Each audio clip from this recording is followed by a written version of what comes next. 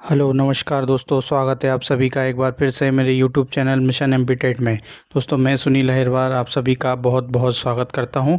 आज मैं आप सभी के लिए ईबीएस के कुछ महत्वपूर्ण प्रश्न लेकर आया हूं जो कि आगामी पात्रता परीक्षा एमपीटेट 2026 के लिए बहुत ही ज़्यादा महत्वपूर्ण है। तो आइए चलते हैं आज के पहले क्वेश्चन पर। आज का हमारा पहला क्वेश्चन है, ज्वार और बाजरा उन क्षेत्रों में उगते हैं जिनमें ऑप्शन ए है उच्च नमी होती है, बी है थोड़ी नमी होती है, सी है नमी नहीं होती है और डी है अत्यधिक उच्च नमी होती है। तो फर्स्ट का जो हमारा करेक्ट आंसर होगा ऑप्शन नंबर बी हो जाएगा। ज्वार और बाजरा जो है थोड़ी नमी होती है उन क्षेत्रों में उगते हैं, इसलिए बी हमारा यहाँ पर फर्स्ट का करेक्ट आंसर हो जाएगा। सेकंड क्वेश्चन, ईवीएस अध्यापन के संदर्भ में निम्नलिखित में से एक वांछनीय प्रथा नहीं है। ईवीएस अध्यापन के संदर्भ में निम्नलिखित में से एक वांछनीय प्रथा नहीं है। ऑप्शन ए है महत्वपूर्ण सोच और समस्या समाधान के लिए क्षमता निर्माण।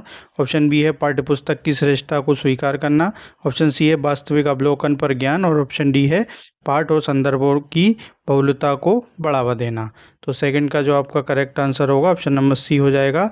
ईवीएस अध्यापन के संदर्भ में जो है वास्तविक अवलोकन पर ज्ञान एक वांछनीय प्रथा नहीं है, इसलिए सी हमारा यहाँ पर करेक्ट आंसर हो जाएगा।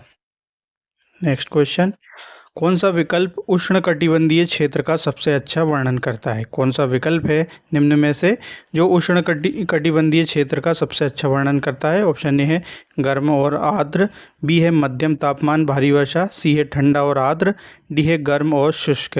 तो थर्ड का जो आपका करेक्ट आंसर होगा ऑप्शन नंबर ए हो जाएगा। गर्म और आर्द्र जो है उष्णकटिबंधीय क्षेत्र का सबसे अच्छा वर्णन करता है, इसलिए ए हमारा यहाँ पर करेक्ट आंसर हो जाएगा। क्वेश्चन नंबर फोर्थ है, दूषित जल में दुर्गंध किसके कारण होती है? दूषित जल में दुर्गंध किसके कारण होती है? ऑप्शन ए है जीवाणु गतिविधि, बी है हाइड्रोफाइट्स की मृत्यु, सी है गैर जीव निम्नकरणीय अपशिष्ट, डी है डिटर्जेंट। तो फोर्थ का हमारा जो करेक्ट आंसर होगा ऑप्शन नंबर ए हो जाएगा। दूषित जल में दुर्गंध जो है जीवाणु गतिविधि के कारण होती है, इसलिए ए आपका यहाँ पर correct answer. Question number fifth है, सुनने की क्षमता का स्थायी नुकसान जिससे कोई रिकवरी नहीं होती कहलाती है। सुनने की क्षमता का स्थायी नुकसान जिससे कोई रिकवरी नहीं होती है कहलाती है। ऑप्शन ए है अस्थायी दहलीज शिफ्ट, बी है शोर प्रेरित स्थायी थ्रेशोल्ड शिफ्ट, डी है मेनिनजाइटिस और डी है मनोभ्रंश। तो फिफ्थ का जो हमारा करेक्ट आंसर है ऑप्शन नंबर बी हो जाएगा। सुनने की क्षमता का स्थायी नुकसान जो है जिससे कोई रिकवरी नहीं होती है वो कहलाएगी आपकी शोर प्रेरित स्थायी थ्रेशोल्ड शिफ्ट, इसलिए बी हमारा यहाँ पर करेक्ट आंसर हो जाएगा। नेक्स्ट क्वेश्चन, क्वेश्चन नंबर 6 है, एक उपकरण जिसका उपयोग किसी प्रणाली में तरल दबाव को मापने के लिए किया जाता है। एक उपकरण जिसका उपयोग जो है किसी प्रणाली में तरल दबाव को मापने के लिए किया जाता है। जिस ऊंचाई तक तरल का एक स्तंभ गुरुत्वाकर्षण के विरुद्ध बढ़ता है। ऑप्शन ए है पीजोमीटर, बी है गैल्वेनोमीटर, सी है इलेक्ट्रोमीटर और डी है टर्बिडियोडोमीटर। तो 6 का जो हमारा करेक्ट आंसर होगा ऑप्शन नंबर ए हो जाएगा। पोजोमीटर जो है एक उपकरण जिसका उपयोग किसी प्रणाली में तरल दबाव को मापने के लिए किया जाता है। जिस ऊंचाई तक तरल का एक स्तंभ जो है गुरुत्वाकर्षण के विरुद्ध बढ़ता है, इसलिए ए आपका यहाँ पर करेक्ट हो जाएगा। क्वेश्चन नंबर 7 है, किस नियम में दंपति दुल्हन के माता पिता के साथ रहने के बाद पूर्ण रूप से दूल्हे के माता पिता के साथ रहते हैं? ऑप्शन ए है मात्र पितृ स्थानीय निवास, बी है पितृ स्थानीय निवास, सी है दोहरा निवास, डी है बाइकालटेरल निवास। तो किस नियम में दंपति दुल्हन के माता पिता के साथ रहने के बाद पूर्ण रूप से दूल्हे के माता पिता के साथ रहते हैं? तो मैं आपको बता दूं जो 7th का हमारा करेक्ट आंसर होगा ऑप्शन नंबर ए हो जाएगा, मात्र पितृ स्थानीय निवास, इसलिए ए हमारा यहाँ पर करेक्ट आंसर। क्वेश्चन नंबर 8 है, निम्नलिखित में से कौन सा एंटीऑक्सीडेंट प्रतिओस्कारिक के स्रोत नहीं है? निम्नलिखित में से कौन सा एंटीऑक्सीडेंट प्रतिओक्सीकारिक के स्रोत नहीं है? ऑप्शन ए है लहसुन, बी है टमाटर, सी है ग्रीन टी, डी है आम। तो 8 का जो हमारा करेक्ट आंसर होगा ऑप्शन नंबर डी हो जाएगा। आम जो है निम्न में से एक ऐसा एंटीऑक्सीकारिक प्रतिओस्कारिक स्रोत नहीं है, इसलिए डी आपका यहाँ पर करेक्ट हो जाएगा। एंटीऑक्सीडेंट ऑक्सीकॉरक के स्रोत नहीं है, जो आपका आम हो जाएगा 8 का डी। क्वेश्चन नंबर 9 है, सूक्ष्म पोषक तत्व का उदाहरण है। सूक्ष्म पोषक तत्व का उदाहरण बताना है। ऑप्शन ए कैल्शियम, बी है CHO, सी है बसा, डी है पोषक तत्व। तो 9th का जो आपका करेक्ट आंसर होगा ऑप्शन नंबर ए हो जाएगा। कैल्शियम जो है सूक्ष्म पोषक तत्व का उदाहरण है, इसलिए ए हमारा यहाँ पर करेक्ट आंसर। क्वेश्चन नंबर 10 है, विनोबा भावे द्वारा शुरू किए गए भूदान ग्रामदान आंदोलन को खालिस्तान के रूप में भी जाना जाता है। विनोबा भावे द्वारा शुरू किए गए भूदान ग्रामदान आंदोलन को खालिस्तान के रूप में भी जाना जाता है। ऑप्शन ए है भूमि सुधार आंदोलन, बी है स्वैच्छिक भूमि सुधार, सी है भूरी क्रांति, डी है भूमि अधिकार आंदोलन। क्वेश्चन नंबर 10 का जो आपका करेक्ट आंसर होगा ऑप्शन नंबर बी हो जाएगा। विनोबा भावे द्वारा शुरू किए गए भूदान ग्रामदान आंदोलन को जो है स्वैच्छिक भूमि सुधार के रूप में भी जाना जाता है, इसलिए बी हमारा यहाँ पर करेक्ट आंसर। क्वेश्चन नंबर 11 है, कौन सा भारतीय अंतरिक्ष वैज्ञानिक राष्ट्रीय ध्रुवीय एवं समुद्री अनुसंधान के NCPOR के संस्थापक निर्देशक हैं? कौन सा भारतीय अंतरिक्ष वैज्ञानिक राष्ट्रीय ध्रुवीय एवं समुद्री अनुसंधान के संस्थापक निर्देशक हैं? ऑप्शन ए है प्रेमचंद्र पांडे, ऑप्शन बी है प्यारेलाल चड्ढा, सी है कमल नायर और डी है के सिवन। तो 11 का जो आपका करेक्ट आंसर होगा ऑप्शन नंबर ए हो जाएगा। प्रेमचंद्र पांडे जो है भारतीय अंतरिक्ष वैज्ञानिक राष्ट्रीय ध्रुवीय एवं समुद्री अनुसंधान के संस्थापक एवं निर्देशक हैं, इसलिए ए हमारे यहाँ पर करेक्ट आंसर हो जाएगा। क्वेश्चन नंबर 12 है, निम्नलिखित में से कौन विश्व का सबसे बड़ा रेडियो दूरदर्शी है? निम्नलिखित में से कौन विश्व का सबसे बड़ा रेडियो दूरदर्शी है? ऑप्शन ए है स्क्वायर किलोमीटर सारणी SKA, बी है अरेसीबो, सी है लामोस्ट और डी है हबल अंतरिक्ष टेलीस्कोप। तो 12 का जो हमारा करेक्ट आंसर होगा ऑप्शन नंबर ए हो जाएगा स्क्वायर किलोमीटर सारणी। स्क्वायर किलोमीटर सारणी SKA जो है विश्व का सबसे बड़ा रेडियो दूरदर्शी है, इसलिए ए हमारा यहाँ पर करेक्ट आंसर। क्वेश्चन नंबर 13, निम्नलिखित में से कौन भारत की पहली देश निर्मित क्रूज मिसाइल है? निम्नलिखित में से कौन सी जो है भारत की पहली देश निर्मित क्रूज मिसाइल है? ऑप्शन ए है निर्भय, बी है शौर्य, सी है आकाशी, डी है सागरिका। तो 13 का जो हमारा करेक्ट आंसर होगा ऑप्शन नंबर ए हो जाएगा। निर्भय जो है भारत की पहली देश निर्मित क्रूज मिसाइल है, इसलिए ए हमारा यहाँ पर correct answer. Question number 14, pixel India का मुख्यालय कहाँ स्थित है? पिक्सेल इंडिया का मुख्यालय कहाँ स्थित है बताना है। ऑप्शन ए है दिल्ली, बी है मुंबई, सी है बेंगलुरु, डी है कोलकाता। तो 14 का जो हमारा करेक्ट आंसर होगा ऑप्शन नंबर सी हो जाएगा। बेंगलुरु में जो है पिक्सेल इंडिया का मुख्यालय स्थित है, इसलिए सी हमारा यहाँ पर correct answer. Question number 15, Pluto की यात्रा करने वाला एकमात्र अंतरिक्ष यान निम्नलिखित में से कौन सा है? प्लूटो की यात्रा करने वाला एकमात्र अंतरिक्ष यान निम्नलिखित में से कौन सा है? ऑप्शन ए है कैसिनी, बी है नए क्षितिज और सी है कोलंबिया, डी है अपोलो। तो जो प्लूटो की यात्रा करने वाला एकमात्र अंतरिक्ष यान जो होगा आपका वो हो जाएगा हमारा नए क्षितिज, तो इसलिए बी हमारा यहाँ पर 15 का करेक्ट आंसर। क्वेश्चन नंबर 16 है, क्वेश्चन नंबर 16 है, बृहस्पति का ग्रेट रेड स्पॉट वास्तव में है? बृहस्पति का ग्रेट रेड स्पॉट वास्तव में है। ऑप्शन ए है एक विशाल ज्वालामुखी जो लगातार फूट रहा है, ऑप्शन बी है आयरन ऑक्साइड का विशाल भंडार, ऑप्शन सी है पिघला हुआ लोहा के लिए एक विशाल साइट और सी है एक प्रचंड तूफान। तो 16 का जो हमारा करेक्ट आंसर होगा ऑप्शन नंबर डी हो जाएगा। एक प्रचंड तूफान जो है बृहस्पति का ग्रेट रेड स्पॉट वास्तव में है, इसलिए डी यहाँ पर करेक्ट आंसर। क्वेश्चन नंबर 17 है, सबसे ज़्यादा गर्म ग्रह कौन सा है? बहुत ही आसान सा क्वेश्चन दोस्तों। सबसे ज़्यादा गर्म ग्रह कौन सा है? ऑप्शन ए है बुध, शुक्र, पृथ्वी, मंगल। तो मैं आपको बता दूं जो सबसे ज़्यादा गर्म ग्रह होगा वो आपका शुक्र हो जाएगा, इसलिए बी हमारा यहाँ पर करेक्ट आंसर हो जाएगा। दोस्तों चैनल पर नए हैं तो चैनल को सब्सक्राइब करके बेल आइकन का बटन ज़रूर दबा लें ताकि हमारी लेटेस्ट वीडियो सबसे पहले आप तक पहुँच सके और इसी प्रकार की वीडियो आप लोगों को आगे भी मिलती रहेंगी। तो आइए चलते हैं क्वेश्चन पर। क्वेश्चन नंबर 18 है, निम्नलिखित में से कौन सी मिट्टी पश्चिमी राजस्थान में विशिष्ट रूप से विकसित होती है? निम्नलिखित में से कौन सी मिट्टी पश्चिमी राजस्थान में विशिष्ट रूप से विकसित होती है? ऑप्शन ए खारी मिट्टी, बी है शुष्क मिट्टी, सी है काली मिट्टी, डी है जलोढ़ मिट्टी। तो 18 का जो हमारा करेक्ट आंसर होगा ऑप्शन नंबर बी हो जाएगा। शुष्क मिट्टी जो है शुष्क मिट्टी जो है पश्चिमी राजस्थान में विशेष रूप से विकसित होती है, इसलिए बी हमारे यहाँ पर करेक्ट आंसर।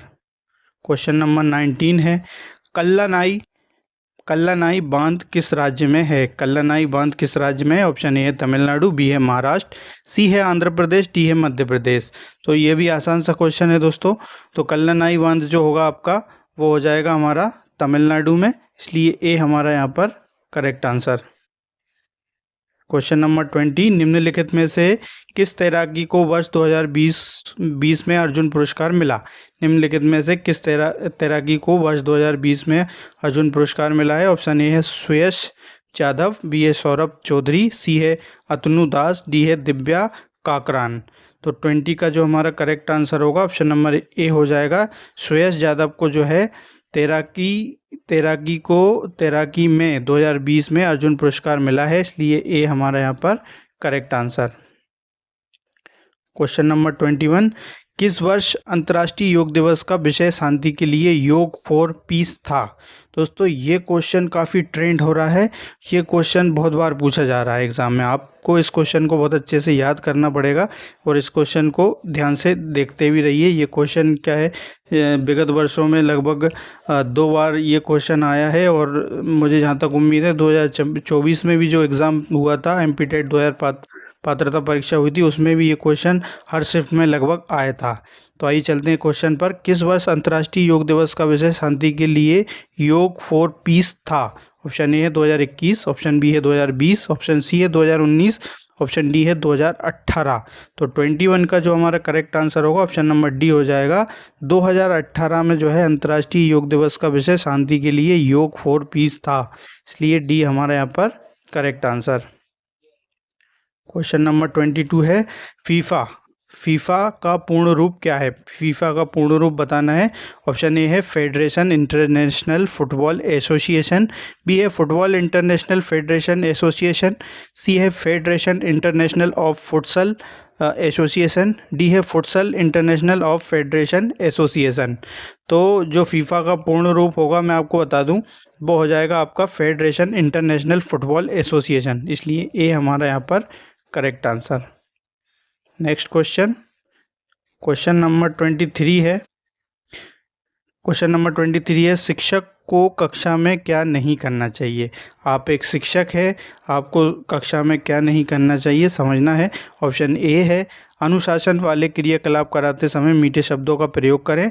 ऑप्शन बी है संयोगपूर्ण या मिलजुल कर कार्य करने के लिए बच्चों को प्रोत्साहित करें।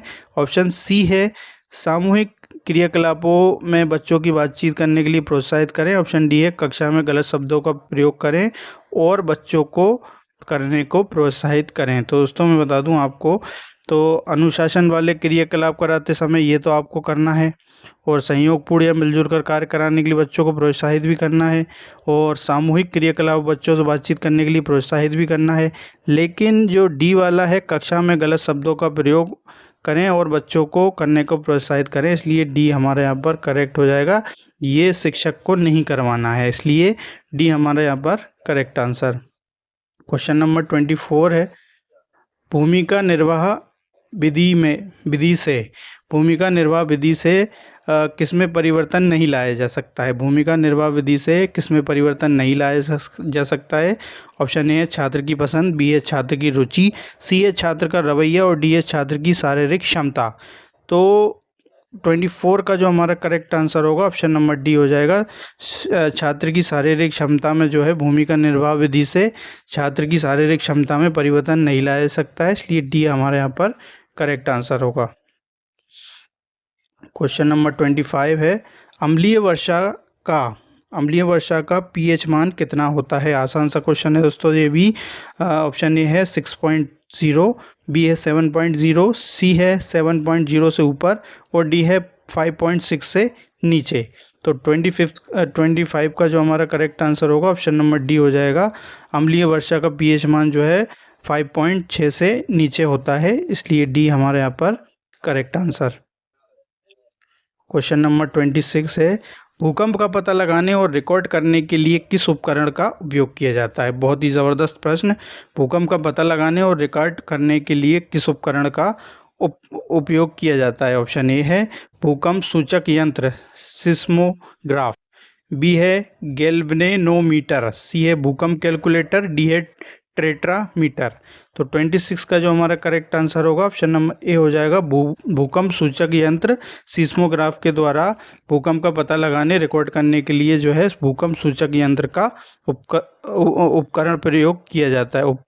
भूकंप सूचक यंत्र उपकरण का उपयोग किया जाता है, इसलिए ए हमारा यहाँ पर करेक्ट आंसर। आइए चलते हैं नेक्स्ट क्वेश्चन पर। क्वेश्चन नंबर 27 है, निम्नलिखित में से कौन सा समकालीन शोध के अनुसार आकलन का एक प्रमुख उद्देश्य नहीं है?